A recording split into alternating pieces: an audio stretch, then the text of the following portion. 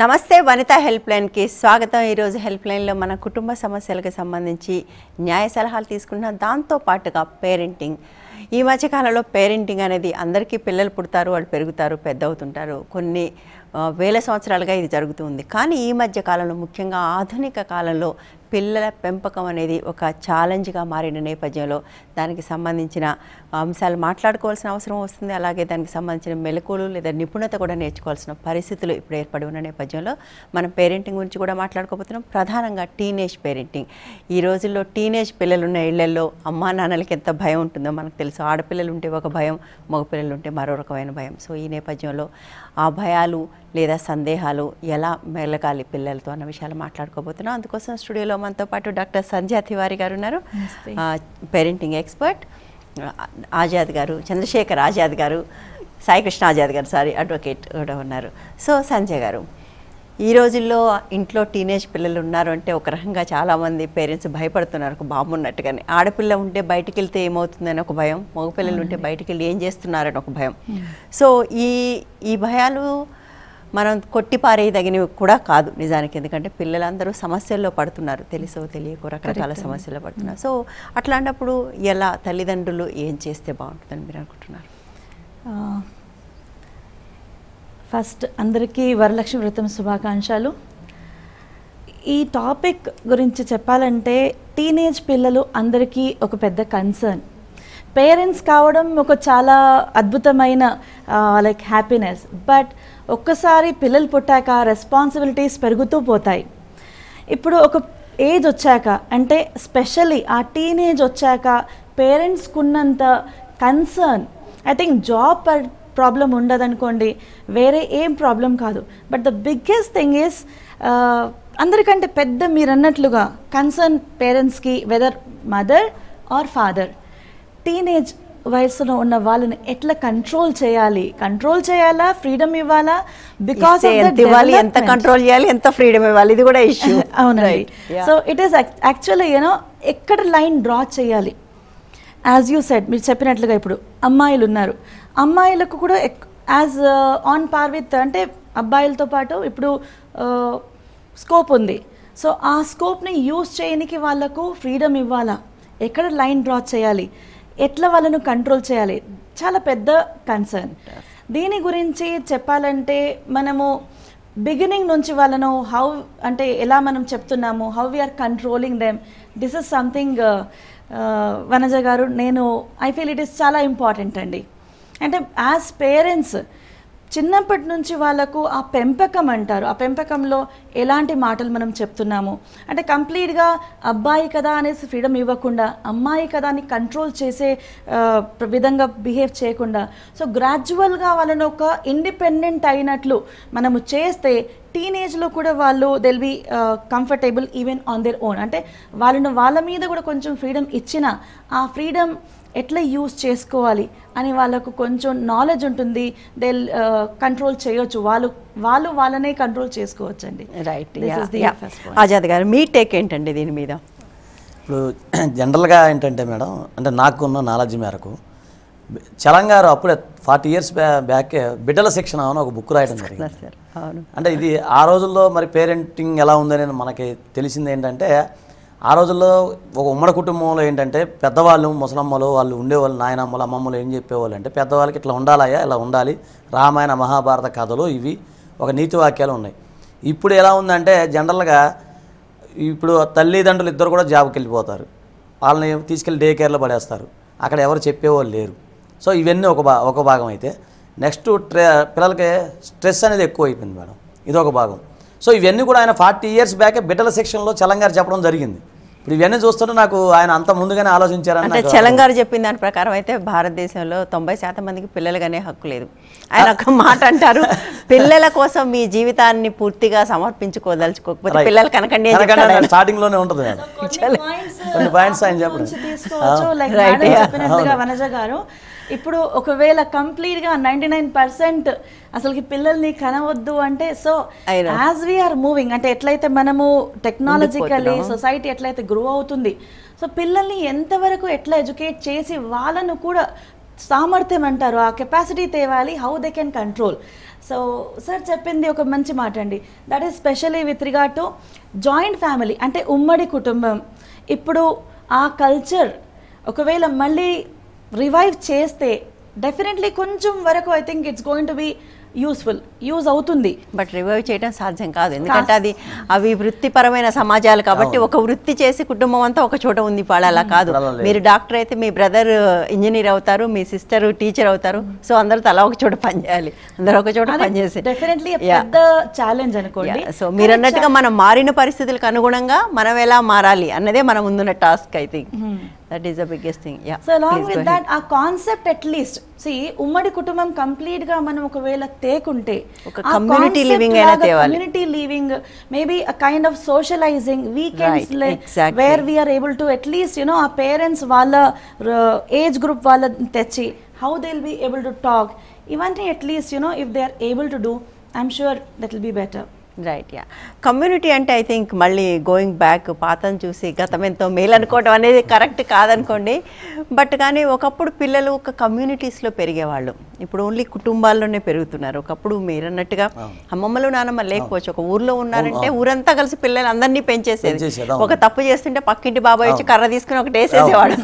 ఇవాళ కాదు, నువ్వెవరు నా కొడుకుని లేదా నా కూతురు అనడానికి అని మనం మాట్లాడుతున్నాం. ఐ థింక్ తను చెప్పినట్టుగా ఇఫ్ నాట్ ఉమ్మడి ఫ్యామిలీలు ఒక కమ్యూనిటీస్ని ఏర్పాటు చేసుకోవడం, పీపుల్ కమ్యూనిటీస్లో బతకడం ఐ థింక్ చాలా ఇంపార్టెంట్ అని అనిపిస్తుంది. కాల్స్ ఉన్నాయండి, కాల్ తీసుకుందాం. హలో.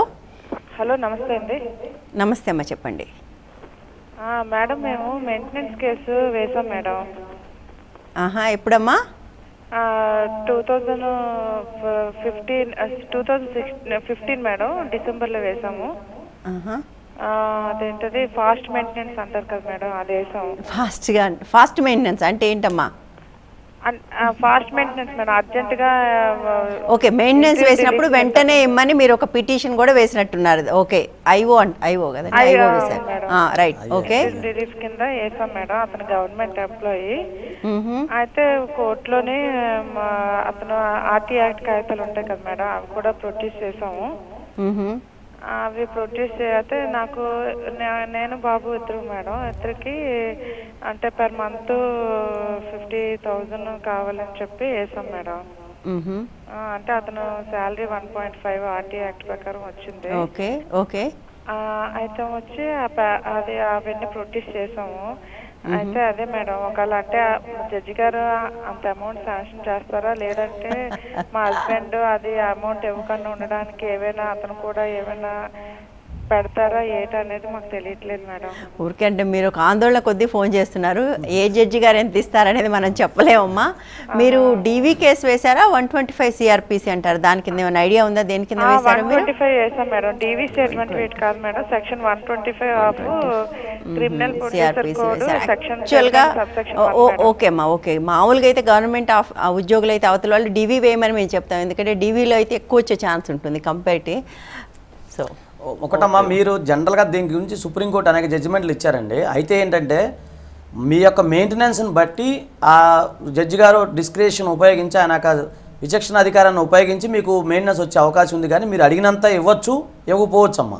కాబట్టి అంటే ఇక్కడ కావాల్సింది ఏంటంటే మీ యొక్క ఎక్స్పెన్సివ్, మీరు ఎలా జీవిస్తున్నారనే దాని మీద ఆధారపడి ఉంటుంది. అలాగే మీరు పిటిషన్ వేసే సందర్భంలో మీకు ఏ విధంగా ఖర్చు ఏ విధంగా జరుగుతుంది, మీరు ఉన్న యొక్క జీవన స్థితిగతులు అనేవి మీరు ఆ పిటిషన్లో క్లియర్గా వివరిస్తే దాన్ని బట్టి మీకు వచ్చే అవకాశం ఉందండి. అంటే లాలోనే సమస్య ఉంది కదండి. ఇప్పుడు 125 సిఆర్పిసి జీవన భృతి అంటుంది, అంటే కూడు గుడ్డ నీడకు సరిపోయినంత డబ్బులని. బట్ డీవీకి వచ్చేప్పటికల్లా అది కాదు.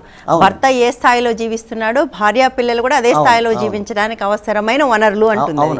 సో అందుకోసం గవర్నమెంట్ అయినప్పుడు ఎప్పుడు డీవీ వేయమని చెప్తాము. బట్ కానీ సిఆర్పిసి దాంట్లో కూడా ఇప్పుడు అది తీసేశారు. చేసుకోవచ్చు మేడం, ఇబ్బంది ఏం లేదు. కానీ లాస్ట్ ఇయర్ దాకా 3,000 క్యాప్ ఉండేది. చాలా మంది జ్యుడిషియరీ సిస్టమ్ నుంచి ఆ క్యాప్ ఇంకా మెంటల్ గా పోయినట్టుగా లేదు, అక్కడే కొట్టుకుంటున్నట్టుగా. మీరు మేడం గారు అన్నట్టమ్మా, మీరు వీలైతే డీవీసీ కూడా ట్రై చేయండి. ఇక తర్వాత మీరు కొన్ని జడ్జిమెంట్స్ ఉన్నాయి సుప్రీంకోర్టుకు సంబంధించి. సార్ మీ అడ్వకేట్ గారికి చెప్తే ఆయన జడ్జిమెంట్స్ అవి ఫాలోఅప్ చేస్తే మీకు అవకాశం ఉందండి. ముందు మీ జీవన స్థితిగతులు అనేవి ఎలా ఉన్నాయి అనేది ఆర్థిక స్థితి ఆధారపడి అక్కడ మీకు జడ్జిమెంట్ వచ్చే అవకాశం ఉంది. మీరు ఏదొచ్చినా కూడా ఎవ్రీ ఇయర్ ఎన్హాన్స్మెంట్ చేసుకోవచ్చు, అది గుర్తుపెట్టుకోండి మీరు. రైట్, నెక్స్ట్ కాల్ తీసుకుందాం. Hello. Hello. Hello madam. Hello, చెప్పండి. వైజాగ్ అండి, వైజాగ్ నుంచి మాట్లాడుతున్నాం. చెప్పండి మేడం మాకు అంటే మా మిస్సెస్ కి వాళ్ళ తమ్ముడు కలిపి 2006లో రిజిస్ట్రేషన్ చేశారు మేడం. మీ మిస్సెస్కి మీకు అర్థం కాలేదండి. మా మిస్సెస్ కి వాళ్ళ అమ్మగారు వాళ్ళ తమ్ముడు కలిపి ఇల్లు రిజిస్ట్రేషన్ చేశారు మేడం. ఇల్లు రిజిస్ట్రేషన్ చేశారు మీ మిస్సెస్కి. ఓకే. అదేమో మేము 2010 వరకు అక్కడే ఉన్నాం. 2010 నుంచి మేము వస్తున్నాం, ఇంటి దగ్గరకు వస్తున్నాం, వేరే డ్యూటీ ఉంది. అప్పుడు మా బామ్మది అదే మా అత్తకి వాళ్ళ అబ్బాయికి కలిపి ఆ ఇల్లు రెంట్కి ఇచ్చాం మేడం. ఇప్పుడు వాళ్ళు ఏమో 2012లో పెట్టయింది. 2012లో మ్యారేజ్ అయింది మీ బావమరిదికి. నుంచి వాళ్ళు అయితే మేము ఇల్లు ఇవ్వము, మీకు ఎంతో కొంత ఇస్తాం కానీ మేము ఇవ్వము అంటున్నారండి. ఇల్లు మీ భార్య మీద పేరు మీదే ఉందండి ఇప్పుడు? రిజిస్ట్రేషన్ అయిపోయింది మేడం, డాక్యుమెంట్స్ నా దగ్గరే ఉన్నాయి. ఇప్పుడు ఇస్తాను అనాల్సింది మీరు, వాళ్ళు కాదు ఆజాద్ గారు. ఒకటండి, మీరేం దాని గురించి భయపడక్కర్లేదు. కామన్గా ఏంటంటే రిజిస్ట్రేషన్ మీ మేడం పేరు మీద అయిపోయిందని మీరు అంటున్నారు కాబట్టి అసలు ముందు మీరే దానికి వారసులు, దానికి సంబంధించిన యజమాని కాబట్టి మీరు డిక్లరేషన్ సూట్ ఒకటి ఫైల్ చేయండి. మీ ఆవిడే, మీరు కాదు, ఈయన కాదు, భార్య, వీళ్ళ భార్య. అదే కాబట్టి ఏంటంటే మీరు ఇమీడియట్గా ఏం చేస్తారంటే ఒకవేళ అలాంటి ఇబ్బంది ఉంటే మీరు ఇంజక్షన్ సూట్ ఒకటి ఫైల్ చేసుకోండి. తర్వాత డిక్లరేషన్ చేయమని చెప్పి కోర్టు వారిని చేసి మీరు అడగచ్చు. మీరు ఇంజక్షన్ సూట్ తెచ్చుకుంటే మీకు ఎలాంటి ఇబ్బంది లేదండి. ఇంకోటి ఏంటంటే మీరు ఇవాళ ఓల్ అండ్ సోల్ ఓనర్ కాబట్టి అసలు మీరంటే మీ భార్య గారు ఓల్ అండ్ సోల్ ఓనర్ కాబట్టి మీరేం భయపడక్కర్లేదండి. అయితే పొజిషన్లో ఎవరు ఉన్నారనేది ఇంపార్టెంట్ కాబట్టి ఒకవేళ వాళ్ళే ఉన్నారు, వాళ్ళు ఉంటే ఇంజక్షన్ సూట్ మీరు ఫైల్ చేసుకుని డిక్లరేషన్ సూట్ ఫైల్ చేసుకోండి, ఖాళీ చేయించవచ్చు. నెక్స్ట్ కాల్ తీసుకుందాం. హలో హలో హలో చెప్పండి.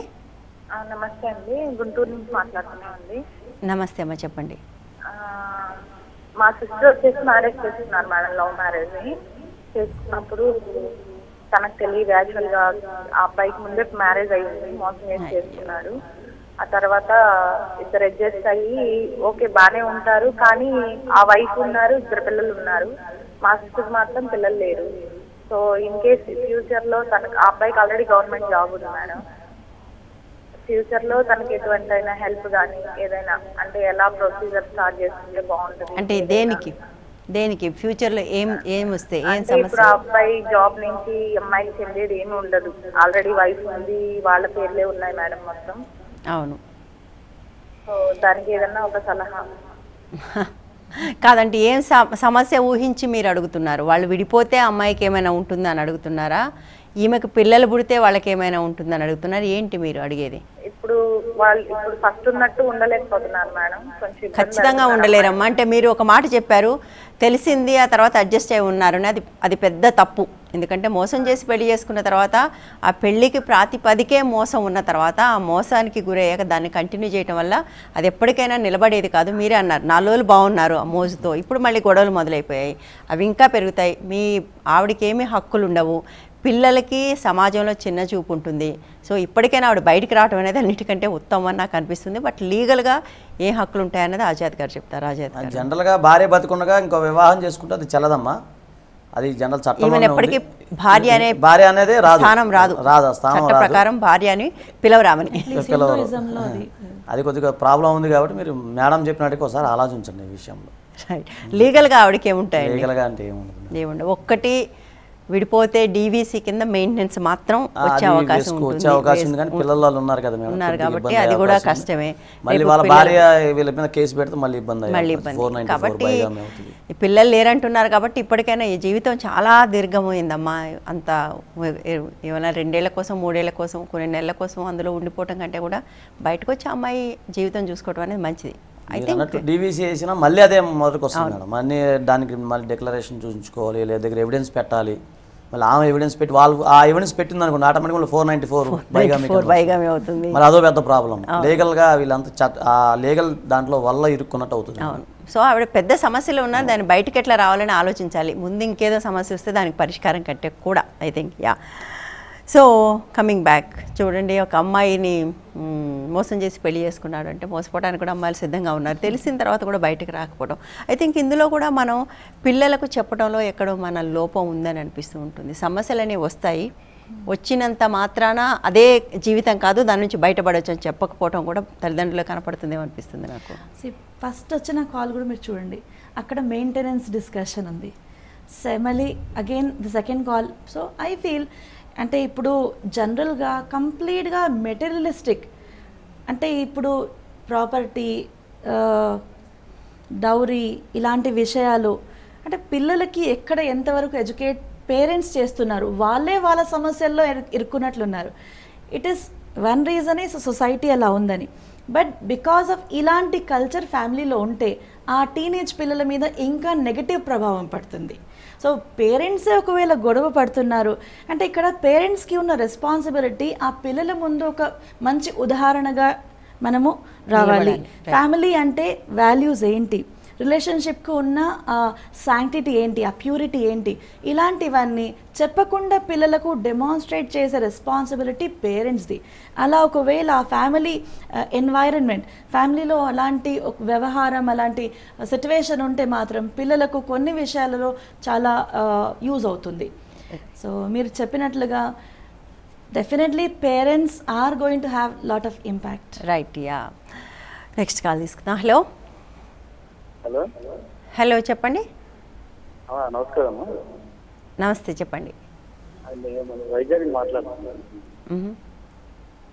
హలో, వైజాగ్ మాట్లాడుతున్నాను. చెప్పండి. అదే మాకు అబ్బాయికి 2012 డిసెంబర్ పెళ్ళి అయిందమ్మా. మా అబ్బాయికి 2012 పెళ్ళి అయితే ఆ అమ్మాయి ఏంటంటే ఇక్కడ వైజాగ్, అంటే వైజాగ్ పలాస అమ్మాయి అండి. పలాస ఉంది కదండి. ఓకే. అయితే వాళ్ళు హైదరాబాద్ లో ఉంటున్నారమ్మా. వాళ్ళు నాన్నగారు హైదరాబాద్ వెళ్ళిపోయారమ్మా. వాళ్ళు ఇక్కడికి వచ్చేస్తారని పెళ్లి చేశారమ్మా. మీకు వాళ్ళు ఇక్కడికి వచ్చేస్తారని చేశారమ్మా.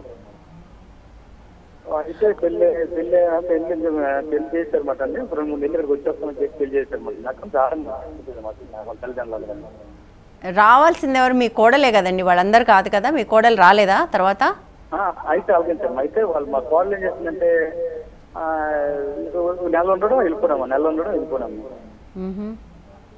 ఏదో దగ్గర 3 వెళ్ళిపోయి 4వ సంవత్సరం వచ్చినాము. 4 రోజులు ఉండడం వెళ్ళిపోయాము. అయితే మా ఫస్ట్ నుంచి అంటే అమ్మాయికి వైజాగ్ చెప్తున్నాము. అబ్బాయితో ఏంటండి ఫస్ట్ నుంచి అంటే అమ్మాయికి ఇష్టం లేదండి. వైజాగ్ సంబంధం అమ్మాయికి ఇష్టం లేక పెళ్లి చేసినట్టు. అర్థమైందా మీకు? ఇష్టం లేదు పెళ్లిలో అంటున్నారు. చెప్పండి సార్, చెప్పండి, మాకు వినపడుతుంది, క్లియర్గా ఉంది, మీరు చెప్పండి. అయితే అమ్మాయికి ఇష్టం పెళ్లి చేశారు మాట. ఏమంటే అబ్బాయి సంబంధం కంటే నాకు ఇష్టం లేదు వైజాగ్ ఎక్కడ, నాన్నగారు మా అమ్మగారు బలంగా పెళ్లి చేసామని చెప్పానండి. అక్కడి నుంచి వాళ్ళు గొడవ స్టార్ట్ అయ్యమాటండి. ఓకే, ఒక నిమిషం సార్, నేను అడిగిందని చెప్పండి. ఇప్పుడు ఆ అమ్మాయి ఎక్కడ ఉంది మీ కోడలు? హైదరాబాద్ ఉంది సార్. ఓకే, ఇప్పుడు ఆమె వెళ్ళి ఎన్ని రోజులు అవుతుంది? ఆవిడ 2 నెలలు ఉన్నాడు వెళ్ళిపోవడం మాట అమ్మాయి. అదేలేండి, అంటే ఎక్కువగా ఫ్రీక్వెంట్గా ఇక్కడ ఉండటం అక్కడ ఉండటం ఎక్కువ శాతం తల్లిగారింట్లో ఉంటుంది. చెప్పడం మీకు ఎలా చెప్పారంటే స్టార్టింగ్లో మేము కూడా వచ్చేస్తాం వైజాగ్, అందరం కలిసి ఉందాం అని చెప్పుకుంటారు మీకు. చేశారు పెళ్లి చేశారు. అదేనండి. అయితే ఇప్పుడు మీరు చేయాల్సింది ఏంటంటే అమ్మాయికి ఇప్పుడు ఎవరైతే మీ కోడలు ఎవరైతే ఉన్నారో ఆమె కొద్దిగా కౌన్సిలింగ్ ఇవ్వండి. ఇది కాదమ్మా ఇది విషయం అని కౌన్సిలింగ్ ఇవ్వండి. ఆల్రెడీ మీరు చెప్తా ఉన్నారు ఆమెకి ఇష్టం లేదు అని అంటున్నారు కాబట్టి అదొకసారి కూడా మీరు ఆలోచించండి. ఇష్టం లేని పెళ్లి చేశారని మీరే ఒప్పుకుంటున్నారు. అలా ఇంకోటి ఏంటంటే ఆమెకు ఒకవేళ మనసు మారే అవకాశం ఉంది మీ అబ్బాయితో ఉంటుంది అని మీరు అనుకుంటే చాలామంది ఫ్యామిలీ కౌన్సిలర్స్ ఈరోజు చాలామంది ఉన్నారు. ఒకసారి మీరు కౌన్సిలింగ్ ఇప్పించండి. లేదు మీకు అలా ఇబ్బందిగా ఉంది మీకు కావాలనుకుంటే లోకాతలో ఒకసారి మీరు కౌన్సిలింగ్ ఇవ్వమని చెప్పి మీరు పిటిషన్ వేసుకోవచ్చు పర్సనల్గా వెళ్ళి. వాళ్ళు కూడా ఈ మధ్య ఇప్పుడు ఫ్యామిలీ పరంగా ఇస్తున్నారు, direct counselling without any case ఇవ్వచ్చు. అదొకసారి మీరు వైజాగ్లో లీగల్ సెల్ అథారిటీ ఉందో ఒకసారి మీరు అక్కడికి వెళ్ళండి. మీకు అది కూడా మీకు రికార్డు కూడా ఉంటుంది కాబట్టి ఇబ్బంది ఏమి ఉండదు. Right, okay. సో అదండి. కానీ ఒకటి పెద్దవాళ్ళు మాట్లాడుతున్నారు, మీరు ఒకటి ఆడపిల్లలు, మీరు మనం 2016లో 15లో ఉన్నాము. పాతకాలంలాగా మీ భార్యను మీ అమ్మనో చేసినట్టుగా ఇవాళ ఆడపిల్లలు ఉండాలని ఎక్స్పెక్ట్ చేయకండి. వాళ్ళకి ఒక వ్యక్తిత్వం ఉంటుంది, వాళ్ళకి ఇష్టాలు ఉంటాయి. ఇదే మీ అబ్బాయి చేస్తే మీరు అందరూ సమర్థిస్తారు. అమ్మాయి చేసింది కాబట్టి అందరూ వ్యతిరేకిస్తున్నారు. సో అటువైపు నుంచి కూడా కొంచెం ఆలోచించండి. అమ్మాయి కూడా ఒక మనిషే, ఆమెకి ఇక్కడ ఏమి ఇబ్బంది ఉంది, ఈ ఇబ్బందిని ఏమైనా తొలగించగలమా మనం, ఈ ఫ్యామిలీలోకి మనం ఆమెని ఉండేలాగా మనం చేయగలమా కూడా ఆలోచించండి. హక్కుగా రావాలని కోరుకోకండి. ఇవాళ రేపు ఆడపిల్లలు అలా ఉండటానికి సిద్ధంగా లేరు, పశువులు కాదు వాళ్ళు. నచ్చితేనే, మనసుకు నచ్చితే, ఇష్టంగా ఉంటే, గౌరవంగా ఉంటేనే ఆడపిల్లలు ఉంటున్నారు. అవి లేకపోతే ఉండరు. అది కూడా అర్థం చేసుకుంటే బాగుంటుంది. Thank you so much Azad గారు, థ్యాంక్ యూ సో మచ్ సంధ్య గారు. ఇది వాళ్ళ హెల్ప్ లైన్. రేపు మరో అంశంతో మళ్ళీ కలుద్దాం. Stay tune to 130 TV.